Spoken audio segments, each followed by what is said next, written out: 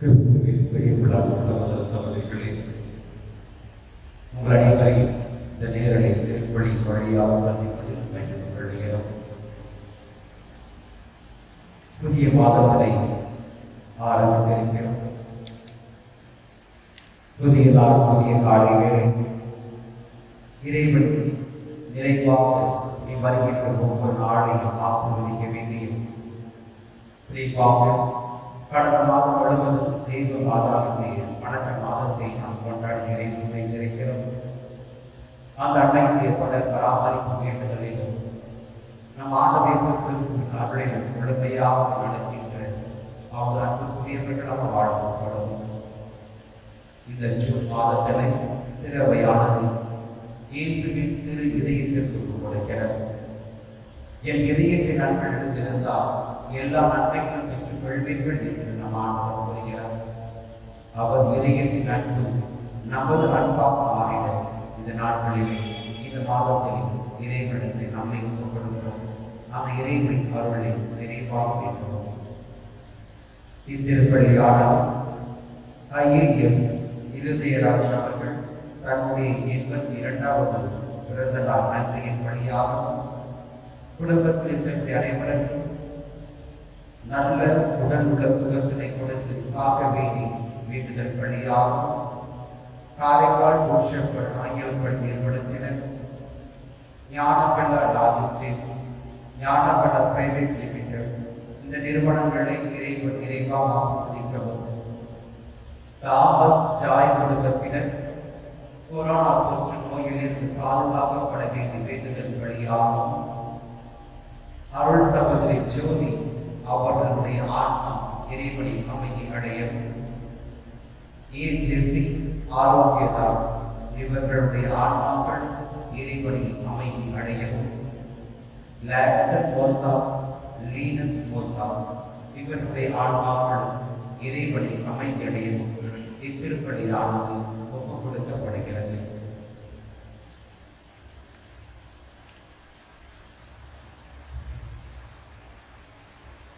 தந்தை, மகன், தூய ஆவியார் பெயராலே ஆமென். நம் ஆண்டவராகிய இயேசு கிறிஸ்துவின் அருளும் கடவுளின் அன்பும் தூய ஆவியார் நட்புறவும் உங்களோடு இருப்பதாக. கிறிஸ்துவில் பிரியமான சகோதரர்களே, சகோதரிகளே, அன்னையாவது அவை மறைசாட்சியாளர் புனித ஜஸ்டின் என்பவரை இன்றைய நாளிலே நினைவு கூறுகிறது.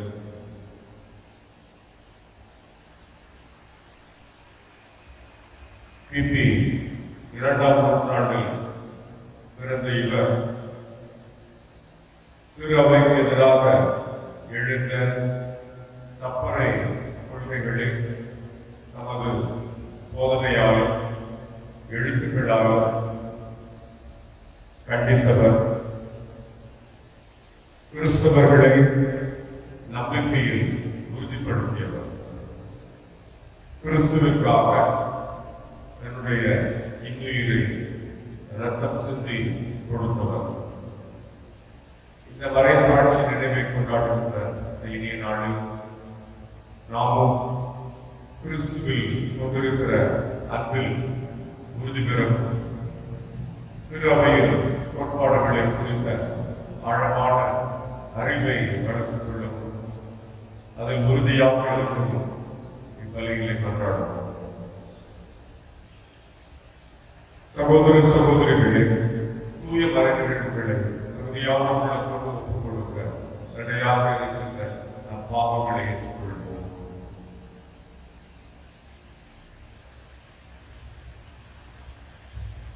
எல்லாம் வல்ல இறைவனிடம் சகோதர சகோதரிகளே, உங்களிடம் நான் பாவியனை ஏற்றுக்கொள்கிறேன்.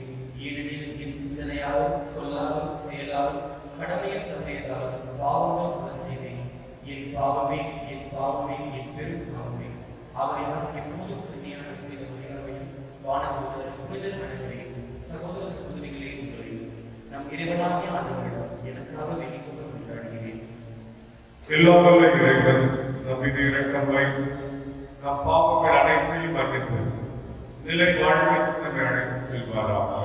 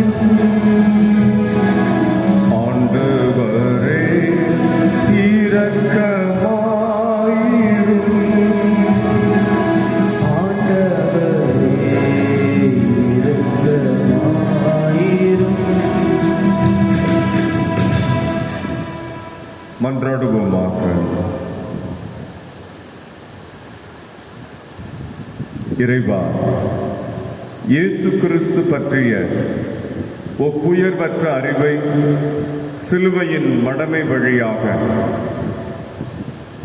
மறை சாட்சியான புனித ஜஸ்டினுக்கு வியத்தகு முறையில் கற்பித்தீரே. அவர் எங்களுக்காக பரிந்து பேசுவதால் நாங்கள் தவறான கொள்கைகளின் தாக்கத்திலிருந்து விடுபட்டு நம்பிக்கையில் உறுதியோடு இருப்போமாக. உம்மோடு தூய ஆவியாரின் ஒன்றுக்கு ஒரே இறைவனாய் என்றென்றும் வாழ்ந்து ஆட்சி செய்கின்ற எங்கள் ஆண்டவரும் உம் திருமகனுமாகிய இயேசு கிறிஸ்து வழியாக உம்மை மன்றாடுகின்றோம். ஆமென்.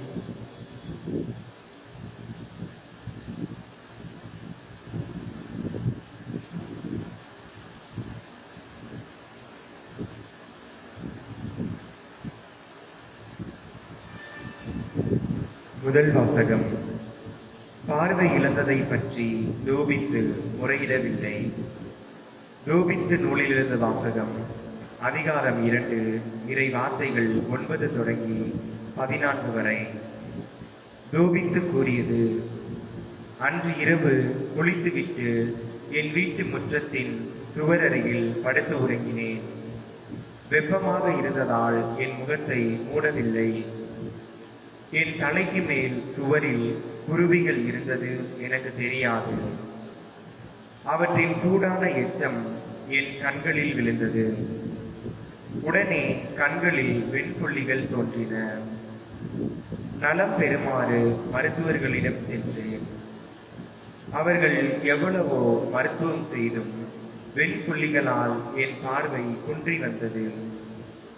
இறுதியாக பார்வையை முற்றும் இழந்தேன். நான் பார்வையற்றவனாக 4 ஆண்டுகள் வாழ்ந்தேன். என் உறவின் முறையார் அனைவரும் எனக்காக வருந்தினர். எளிவாய் செல்லும் வரை 2 ஆண்டுகளாக அகிகார் என்னை பேணி வந்தான். அக்காலத்தில் என் மனைவி அண்ணா பெண்களுக்குரிய கைவேலைப்பாடுகளில் ஈடுபட்டிருந்தாள். தன் கைவேலைப்பாடுகளை அவள் உரிமையாளர்களுக்கு அனுப்பி வைக்க அவர்கள் அவளுக்கு கூலி கொடுப்பார்கள். டிசம்பர் மாதம் 7ஆம் நாள் நான் நெய்திருந்ததை உரிமையாளர்களுக்கு அவள் அனுப்பி வைத்தாள். அவர்கள் அவளுக்கு முழு கூலியுடன் விருந்து சமைக்க ஓர் ஆட்டுக்குட்டியையும் கொடுத்தார்கள். அவள் திரும்பி வந்த பொழுது ஆட்டுக்குட்டி கத்தத் தொடங்கியது. உடனே நான் அவளை அழைத்து, இந்த ஆட்டுக்குட்டி எங்கிருந்து வந்தது என்று கேட்டேன். ஒருவேளை இது திருடப்பட்டதோ? அப்படியானால் உரியவரிடம் இதை திருப்பிக் கொடுத்து விடு. ஏனெனில் திருடிய எதையும் உண்ண நமக்கு உரிமை இல்லை என்றேன். அதற்கு அவள் என்னிடம், கூலிக்கு மேலாக இது எனக்கு அன்பளிப்பாக கொடுக்கப்பட்டது என்றாள். இருப்பினும் நான் அவளை நம்பவில்லை. உரியவருக்கு அதை திருப்பி கொடுத்து விடுமாறு வற்புறுத்தினேன். அவளது செயலை குறித்து நான் நாணினேன். அப்பொழுது அவள் மறுமொழியாக என்னிடம், உம்முடைய தருமங்கள் எங்கே? நற்செயல்கள் எங்கே? உம்முடைய குணம் இப்பொழுது நன்றாகவே புலப்படுகிறது என்றாள். ஆண்டவரின் அருள்வாக்கு. பதிலுரை பாடல் பல்லவி. ஆண்டவரில் நம்பிக்கை கொள்வோர் இதயம் உறுதியாயிருக்கும். ஆண்டவருக்கு அஞ்சி நடப்போர் பேறு பெற்றோர். அவர் தம் கட்டளைகளில் அவர்கள் பெருமகிழ்வு அடைவர். அவர்களது வழிமரபு பூவுலகில் வலிமை மிக்கதாயிருக்கும். நேர்மையுள்ளோரின் தலைமுறை ஆசி பெறும். பல்லவி. தீமையான செய்தி எதுவும் அவர்களை அச்சுறுத்தாது. ஆண்டவரில் நம்பிக்கை கொள்வதால் அவர்கள் இதயம் உறுதியாயிருக்கும். அவர்கள் நெஞ்சம் நிலையாயிருக்கும். அவர்களை அச்சம் மேற்கொள்ளாது. இறுதியில் நம் எதிரிகள் அழிவதை அவர்கள் காண்பது உறுதி. பல்லவி. அவர்கள் வாரி வழங்கினர், ஏழைகளுக்கு ஈந்தனர், அவர்களது நீதி என்றென்றும் நிலைத்திருக்கும். அவர்களது வலிமை மாட்சியுடன் மேலோங்கும். பல்லவி. ஆண்டவரில் நம்பிக்கை கொள்வோர் இதயம் உறுதியாயிருக்கும்.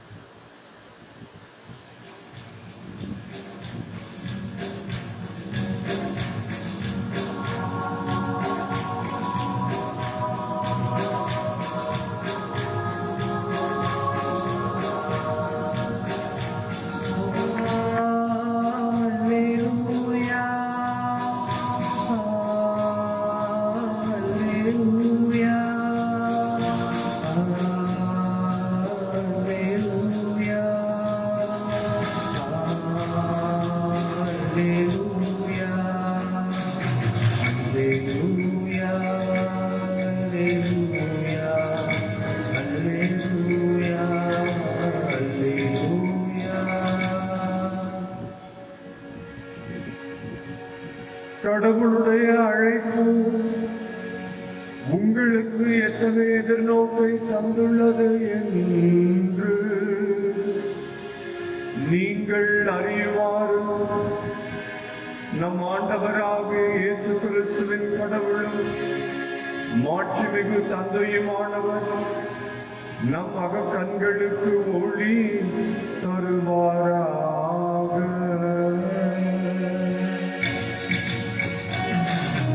Alleluia, Alleluia, Alleluia, Alleluia. ஆண்டவர் உங்களோடு இருப்பாராக. உம் ஆன்மாவோடு இருப்பாராக. மாற்கு எழுதிய தூய நற்செய்தியிலிருந்து வாசகம்.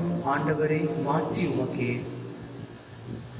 பிரிவு 12 இறைவாக்கியங்கள் 13 17 வரை. அக்காலத்தில் பரிசேயர் இயேசுவை அவருடைய பேச்சில் சிக்க வைக்க ஏரோதியர் சிலரை அவரிடம் அனுப்பி வைத்தனர். அவர்கள் அவரிடம் வந்து, போதகரே, நீர் உண்மை உள்ளவர், ஆள் பார்த்து செயல்படாதவர், எவரையும் பொருட்படுத்தாமல் கடவுளின் நெறியை உண்மைக்கேற்ப கற்பிப்பவர் என்பது எங்களுக்கு தெரியும்.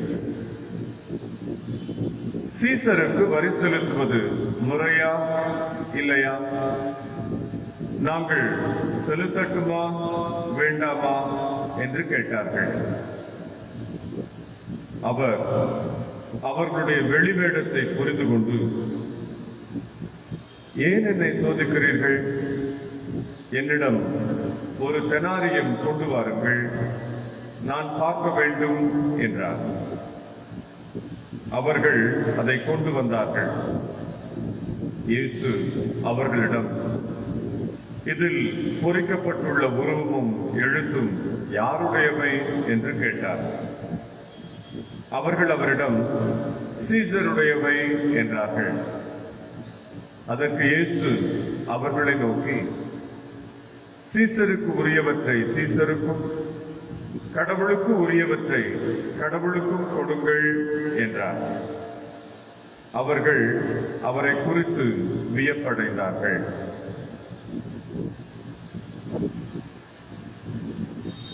ஆண்டவரின் அருள்வாக்கு. கிறிஸ்துவே உமக்கு புகழ்.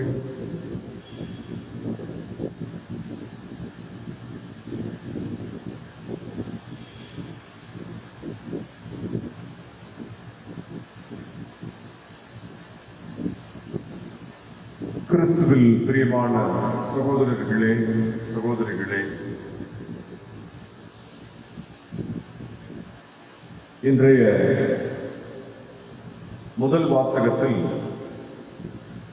தோபித் குறித்து நாம் கேட்டோம். தோபித் ஒரு நல்ல மனிதர்,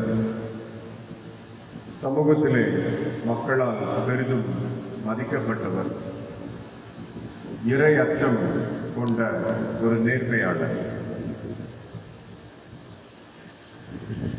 கொரோனா தொற்று காலத்தில் தொற்றினால் மரித்தவர்களை இன்று சில இஸ்லாமிய சகோதரர்கள் அவர்களை மதிப்போடும் மாண்போடும் அடக்கம் செய்வதற்காக எடுத்துச் செல்வதை நாம் செய்திகளிலே பார்க்கிறோம், கேட்கிறோம். அப்படியாக இந்த தோபித் என்ற இந்த மனிதரும் தன்னுடைய ஊரிலே இறந்தவர்களை நல்லடக்கம் செய்யக்கூடிய, அவர்களை மதிப்போடும் மாண்போடும் அடக்கம் செய்யக்கூடிய இந்த ஒப்பற்ற பணியை மனமுவந்து செய்தவர். எனவே மக்களின் பாராட்டுக்களையும் நன் மதிப்பையும் பெற்றிருந்த ஒரு மனிதர். வீட்டிலே வெப்ப மிகுதியினால் வெளியிலே திண்ணையில் வந்து அவர் படுத்துக் கொள்கிறார். திண்ணையின் மேலே குருவிகள் கூடு கட்டியிருக்கின்றன. குருவிகளின் எச்சம் அவர் கண்களில் விழ எதிர்பாராமல் அவருடைய கண்களிலே வெண்புள்ளிகள் ஏற்பட்டு நாளடைவில் பார்வை இழக்கின்றார். ஏறக்குறைய 4 ஆண்டுகள் பார்வையற்றவராக அவர் துன்புறுவதை நாம் பார்க்கிறோம். அந்த நிலையிலும் அவர் கடவுளை சபிக்கவில்லை. எனக்கு ஏன் இந்த துன்பம் என்று கேள்வி கேட்கவில்லை. அந்த நிலையிலும் அவர் கடவுளை போற்றுவதை நாம் பார்க்கின்றோம். மேலும் பார்வையிழந்த அந்த ஒரு சூழலில் குடும்பத்திற்கு வருமானம் இல்லாத ஒரு வேளையில் அவருடைய துணைவியார் சில கைவேலைகளை செய்து அதை விற்று கூலி பெற்று வருவது வழக்கம். ஒரு நாள் இரவிலே ஆட்டுக்குட்டி ஒன்றின் சத்தத்தை தோபித் கேட்கிறார். இந்த ஆடு எப்படி வந்தது என்று தன் மனைவியை கேட்க, இந்த உரிமையாளர் கொடுத்தது என்று அவள் சொன்னாலும் தோபித் அதை நம்பாமல், உரிமையாளருக்கு உரியது உரிமையாளரிடத்தில் தான் இருக்க வேண்டும், அதை திருப்பி கொடுத்து விடு என்று மனைவிக்கு சொல்லுகிறார். ஆக துன்ப நேரத்திலும் அவருடைய நேர்மை குணத்தை நாம் பார்க்கிறோம்.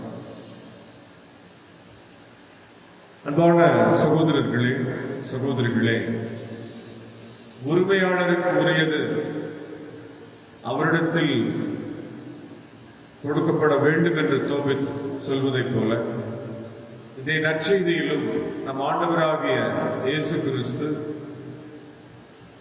தன்னை பேச்சிலே சிக்க வைக்க முனைந்த ஏரோதியரிடம்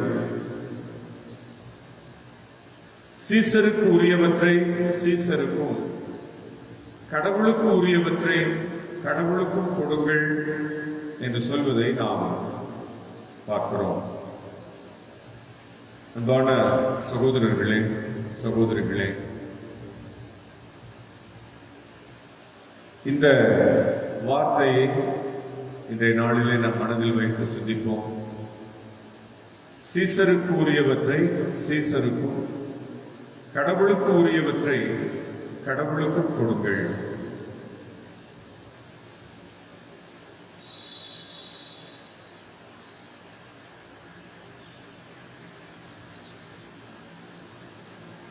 கிபி 6ஆம் ஆண்டிலிருந்து 70ஆம் ஆண்டு வரை ரோமை பேரரசராக இருந்த சீசருக்கு யூதர்கள் வரி செலுத்த வேண்டிய அரச சட்டம் இருந்தது. ரோமை பேரரசன் சீசர் ஒரு பிற இனத்தவர்.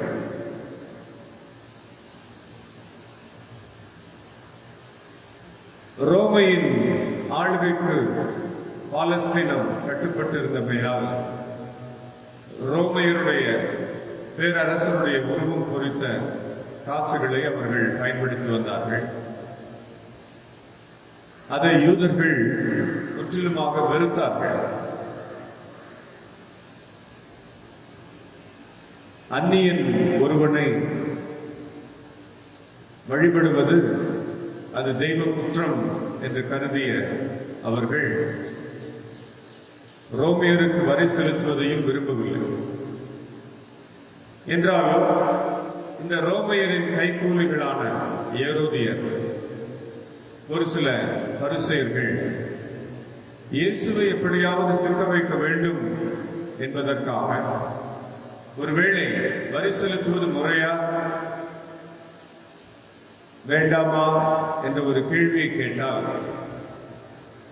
இயேசு நீங்கள் வரி செலுத்த வேண்டாம் என்று சொல்வாரே என்றால் அவரை நாம் எளிதாக சிக்க வைத்து விடலாம், ரோமை அரசு அவரை சிறையில் தள்ளிவிடும் என்ற ஒரு தப்பு கணக்கை அவர்கள் போட்டிருந்தார்கள்.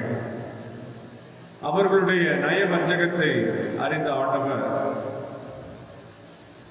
அவர்களுடைய வெளிவேடத்தை புரிந்து கொண்டு, ஏன் என்னை சோதிக்கிறீர்கள் என்று கேட்கிறார். அந்த தெனாரியம் என்ற காசை கொண்டு வர சொல்லி, இதில் பொறிக்கப்பட்டுள்ள உருவமும் எழுத்தும் யாருடையவை என்று கேட்டு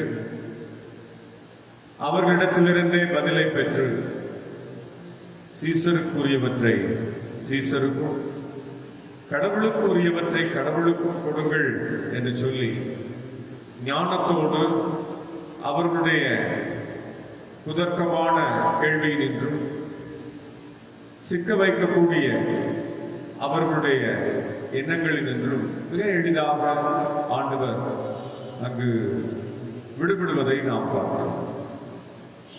பிரியமான சகோதரர்களே, சகோதரிகளே,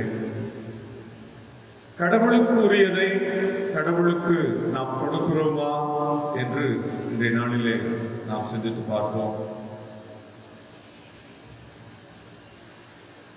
மனிதன் என்று சொல்கின்ற பொழுது உடல், உள்ளம், ஆன்மா இவை மூன்றும் இணைந்ததுதான் மனிதன். பல நேரங்களிலே உடலுக்கு நாம் அதிக கவனத்தை கொடுக்கிறோம்.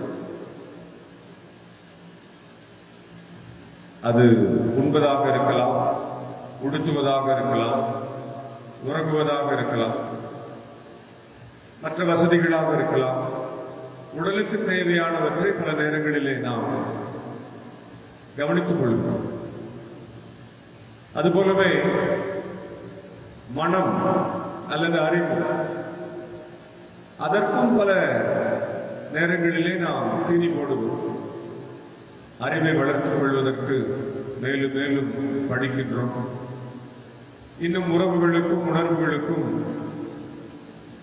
தேவையான நேரங்களை நாம் ஒதுக்குகிறோம். ஆனால் இவை இரண்டிற்கும் அடித்தளமாக ஆதாரமாக இருப்பது நம்முடைய ஆன்மா. கடவுளோடு உள்ள உறவு, அதற்கு நாம் நேரம் ஒதுக்குகிறோமா என்றால் இல்லை என்றுதான் பல நேரங்களிலே சொல்ல வேண்டியிருக்கிறது. எனவேதான் தம் சீடர்களிடத்திலே ஆண்டவர் கூறுவார், ஒருவர் உலகமெல்லாம் தனதாக்கிக் கொண்டாலும் தன் ஆன்மாவை அவர் இழந்து விடுவார்களே என்றால் அதனால் வரும் பயன் என்ன என்று கேட்பார். சகோதரர்களே, சகோதரிகளே,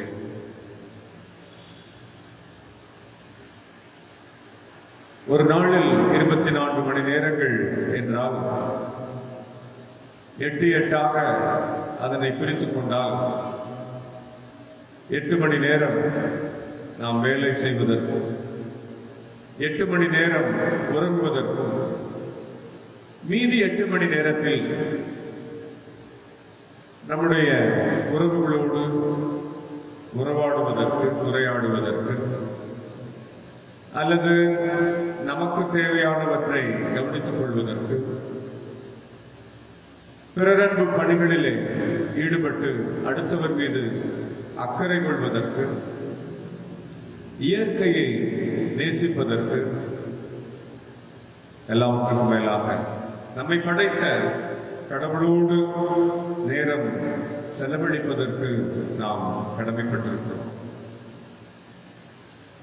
கெத்செமனே தோட்டத்திலே உங்களால் 1 மணி நேரம் என்னோடு இணைந்து ஜெபிக்க முடியாதா என்று ஏக்கத்தோடு தம் சீடர்களிடத்தில் கேட்ட ஆண்டவர் இன்று நம்மை பார்த்தும் கேட்கிறார். இந்த 24 மணி நேரங்களில் 1 மணி நேரம் உங்களால் எனக்காக செலவழிக்க முடியாதா? காலையில் ஒரு 15 நிமிடங்கள், பிற்பகலில் ஒரு 15 நிமிடங்கள், மாலையில் ஒரு 15 நிமிடங்கள், இரவிலே ஒரு 15 நிமிடங்கள் ஆண்டவரோடு தனித்து உறவாடுவதிலும் குடும்பமாக இணைந்து இறைவேண்டல் செய்தலிலும் அல்லது ஞாயிறு தோறும் தவறாமல் திருப்பலியிலே பங்கெடுப்பதிலும் வார நாட்களிலும் கூட ஒரு அரை மணி நேரம் 1 மணி நேரம் திருப்பலியில் பங்கெடுத்து இறை வார்த்தையை கேட்டு ஆண்டவரோடு நமக்குள்ள உறவில் ஆழப்பெறுவதிலும் இன்னும் ஆண்டவரை குறித்து மற்றவர்களுக்கு அறிவிப்பதிலும் திருவிவிலியத்தை வாசிப்பதிலும் திரு அவையின் கோட்பாடுகளை இன்னும் ஆழமாக அறிந்து கொள்வதிலும் பல்வேறு மறைசாட்சியர்கள் புனிதர்கள் எப்படியெல்லாம் கிறிஸ்துவின் அன்பிற்கு தங்கள் வாழ்வினால் சார்ந்து பகர்ந்தார்கள், இந்த சமூகத்திலே இறையாட்சியின் விழுமியங்களை துணிச்சலோடு வாழ்ந்து காட்டினார்கள் என்பதையெல்லாம் நாம் படிக்கின்ற பொழுது அன்பான சகோதரர்களே சகோதரிகளே, கடவுளுக்கு உரியதை கடவுளுக்கு நாம் கொடுக்கிறோம், உடலுக்கு உரியதையும் நாம் கொடுக்கிறோம், அறிவுக்கு உரியதையும் கொடுக்கிறோம். அதுபோல அரசுக்கு உரியதையும் நாம் கொடுக்க கடமைப்பட்டிருக்கிறோம் என்பதையும் இன்றைய நற்செய்தி நமக்கு நினைவூட்டுகிறது. அதே நேரத்தில் திருச்சபைக்கு நாம் செலுத்த வேண்டியவற்றையும் செலுத்த வேண்டும். பல நேரங்களிலே பலருடைய பங்கு அட்டையை பார்க்கின்ற பொழுது 2002 அவர்களுக்கு குடும்ப அட்டை வழங்கப்பட்டிருக்கிறது. இன்று 2021 ஆண்டு நடக்கிறது. 2002 ஆண்டு அட்டை வழங்கப்பட்ட நாளிலே ஒரு 5 ரூபாய் கொடுத்திருப்பார்கள், அவ்வளவுதான். இப்பொழுது திருமணத்திற்கு என்று வருகின்ற பொழுது அவருடைய குடும்ப அட்டையை பார்க்கின்ற பொழுது எல்லாம் வெறுமனே வெற்றிடமாக இருக்கும். ஒரு நாளைக்கு 1 ரூபாய், மாதத்திற்கு 30 ரூபாய் என்ற ஒரு நிலையிலே பங்கு சந்தாவாக மறைமாவட்டம் ஒரு 30 ரூபாய் பெற்று வருகிறது பங்கின் வளர்ச்சிக்காக. நமது பங்கிலே 50 ரூபாய் நாம் பெற்றுக்கொள்கிறோம். மாதம் பிறந்தவுடன் இது பங்கின் வளர்ச்சிக்காக என்று இந்த ஒரு தொகையை எடுத்து வைப்பதற்கு நமக்கு ஏன் மனம் வருவதில்லை? திருமண வைபவங்களுக்கு ஆயிரமாக செலவழிக்கின்ற நாம் பல நேரங்களிலே ஆலயத்திற்கு அல்லது எளியவருக்கு, ஏழைகளுக்கு, பிறருக்கு, பணிகளுக்கு என்று கொடுப்பதற்கு நாம் யோசிக்கிறோம், கணக்கு பார்க்கிறோம். பிரியமானவர்களே, இந்த இறை வார்த்தையின் நற்செய்தியின் மொழியில் கடவுளுக்கு வழங்குவதில் நாம் எவ்வளவு தாராளமாக இருக்கிறோம். அது நேரமாக இருக்கலாம், பொருளாக இருக்கலாம், நம்மையே வழங்குவதாக இருக்கலாம். ஆண்டவரே, எங்களை முற்றிலுமாக உமக்கு வழங்க, எங்களிடம் இருப்பவை அனைத்தும் உம்முடையவை, உமது கொடைகளை உம்மிடமிருந்து நாங்கள் பெற்றுக்கொண்டவற்றை உமக்காக, எளிய மக்களுக்காக, தேவையில் இருப்பவருக்காக தாராளமாக கொடுக்கக்கூடிய அந்த நல் மனதை எங்களுக்கு தாரும் என இன்றைய நாளிலே ஜெபிப்போம். தொபியாவை போல துன்ப வேளையிலும் கடவுளை கேள்வி கேட்காமல், கடவுளை இகழ்ந்துரைக்காமல், கடவுளுடைய பேர் அன்பிலும் நன்மைத்தனத்திலும் உறுதியான நம்பிக்கை கொண்டிருந்த அந்த தொபியாவின் ஆன்மீகம் நமதாகி எத்தகைய துன்பம் நேரிட்டாலும் தூய பவுல் சொல்வதைப் போல என்ன நேர்ந்தாலும் நன்றி கூறுங்கள், இடைவிடாமல் ஜெபியுங்கள், எப்பொழுது மகிழ்ச்சியாக இருங்கள் என்ற அந்த ஆன்மீகம் நமதாக இன்றைய நாளிலே ஜெபிப்போம். ஆமென்.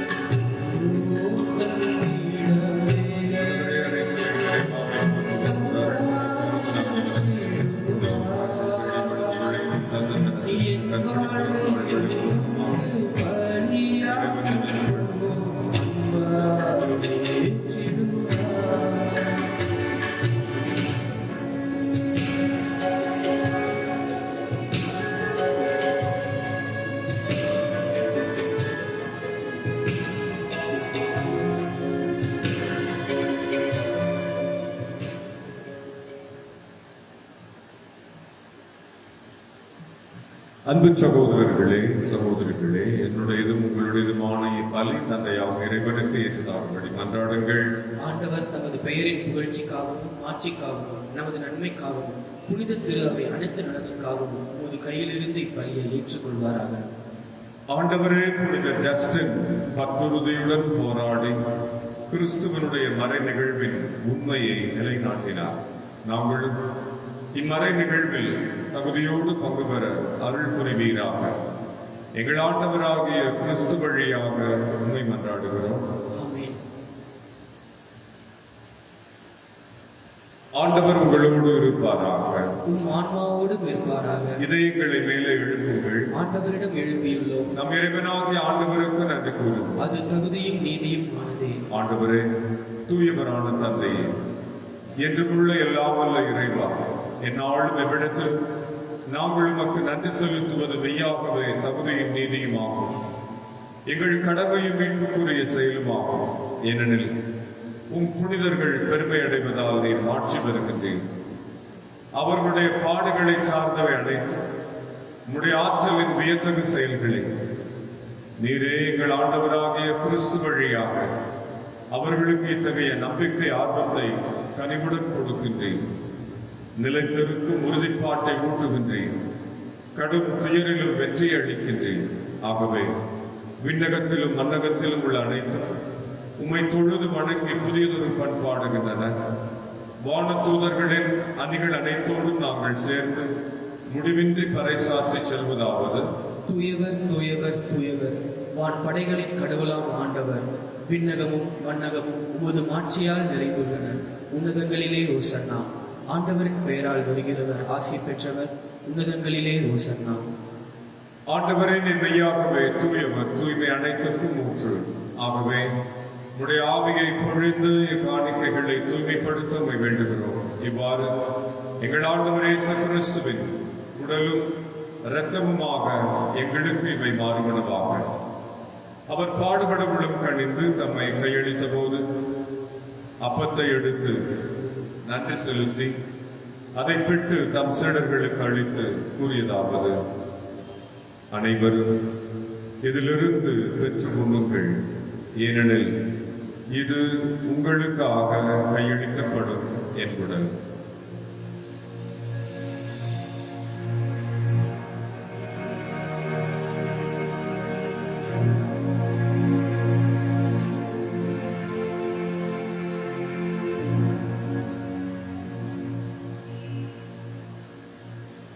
அவ்வண்ணமே இரவு விருந்தை அருந்திய பின் கிண்ணத்தை எடுத்து மீண்டும் உமக்கு நன்றி கூறி தம் சீடர்களுக்கு அளித்து அவர் கூறியதாவது: அனைவரும் இதிலிருந்து பெற்று பருகுங்கள், ஏனெனில் இது புதிய நிலையான உடன்படிக்கைக்குரிய என் இரத்தத்தின் கிண்ணம்.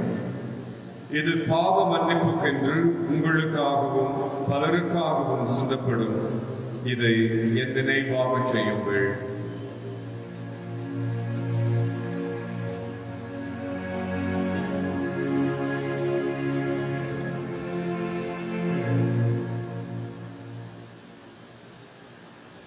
நம்பிக்கையின் மறைபொருள்: ஆண்டவரே, நீர் வருமளவு உமது இறப்பினை அறிக்கையிடுகின்றோம், உமது உயிர்ப்பினையும் எடுத்துரைக்கின்றோம்.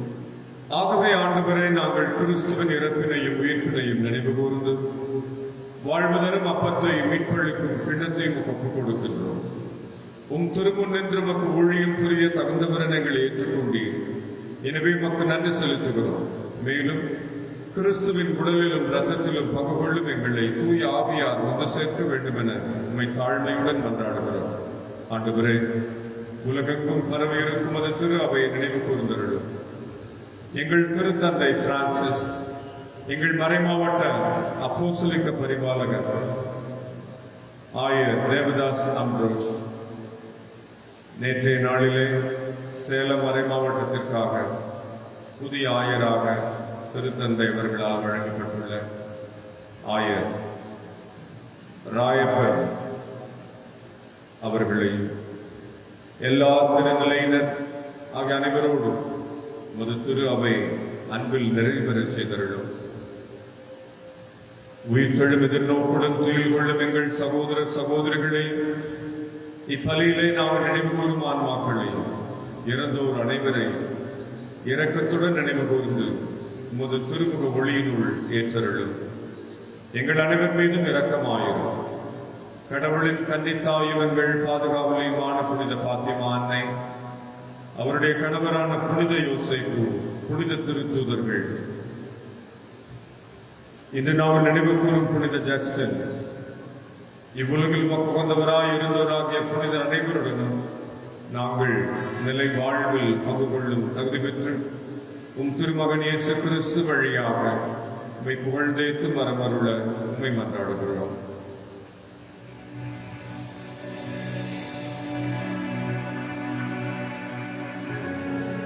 இவர் வழியாக இவரோடு இவரில் இல்லாமல்ல இறைவனாகிய தந்தையே, தூய ஆவியாரின் ஒன்றில் எல்லா புகழும் ஆட்சியும் என்றென்றும் உமக்கு உரியதே.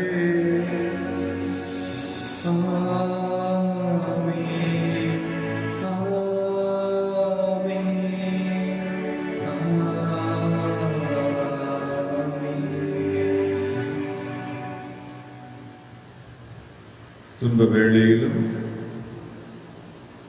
தோபித்தை போல இறைவனை புகழ்கின்ற மக்களாக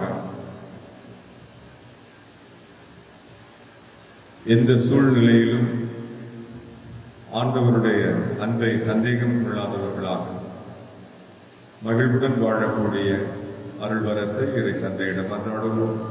விண்ணுலகில் இருக்கிற எங்கள் தந்தை, உமது பெயர் தூயதென போற்ற பெறுக, உமது ஆட்சி வருக, உமது திருவுளம் விண்ணுலகில் நிறைவேறுவது போல மண்ணுலகிலும் நிறைவேறுக.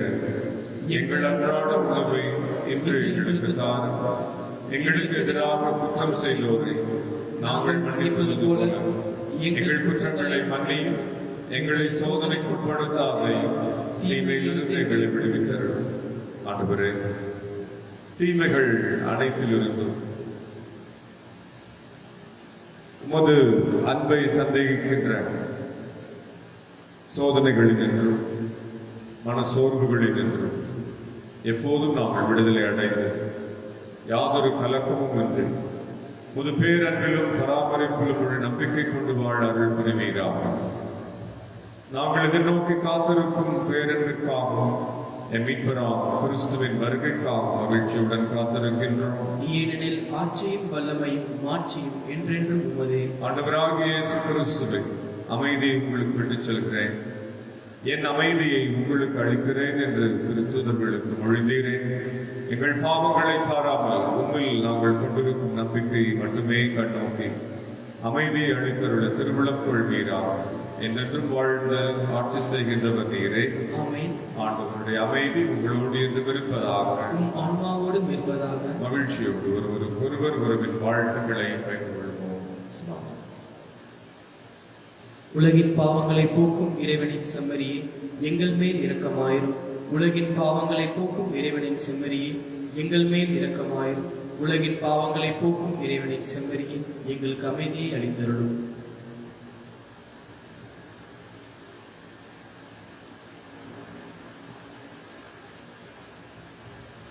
இதோ இறைவனின் செம்மறி, இவரை உலகின் பாவங்களை போக்குகின்றவர். செம்மறியின் விருந்திற்கு அழைக்கப்பெற்ற நாம் பெரு பெற்றோம். ஆண்டவரே, நீர் என் இல்லத்தில் எழுந்துள்ள நான் தகுதியற்றவன், ஆனால் ஒரு வார்த்தை மட்டும் சொல்லியருளும், எனது ஆன்மா நலமடையும். கிறிஸ்துவின் திருவுடலும் திரு ரத்தமும் என்னை காத்து நிலை வாழ்வழிப்பதாக.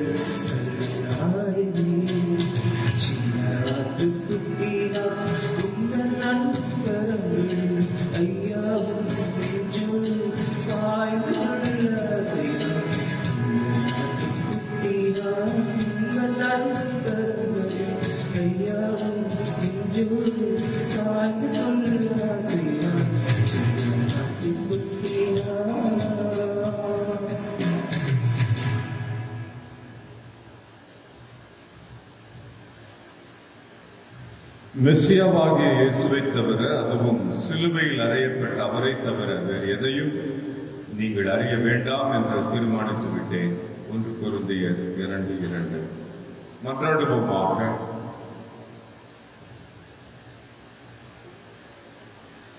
ஆண்டவரே, விண்ணக உணவால் ஊட்டம் பெற்ற நாங்கள் உம்மை பணிந்து வேண்டுகிறோம்.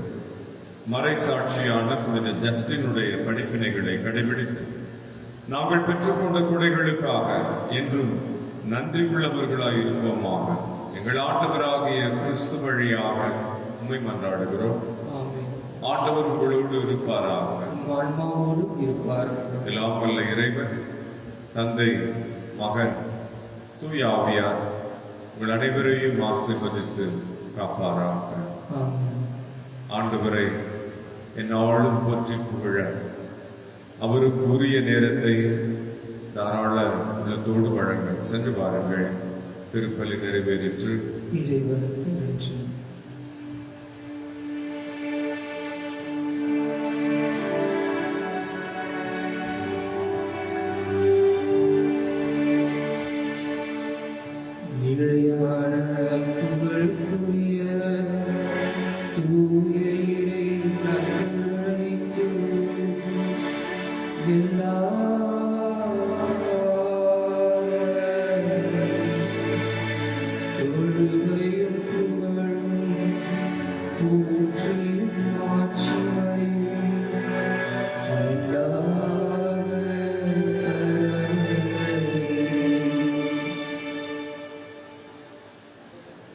தந்தை, மகன், தூய ஆவியின் பெயராலே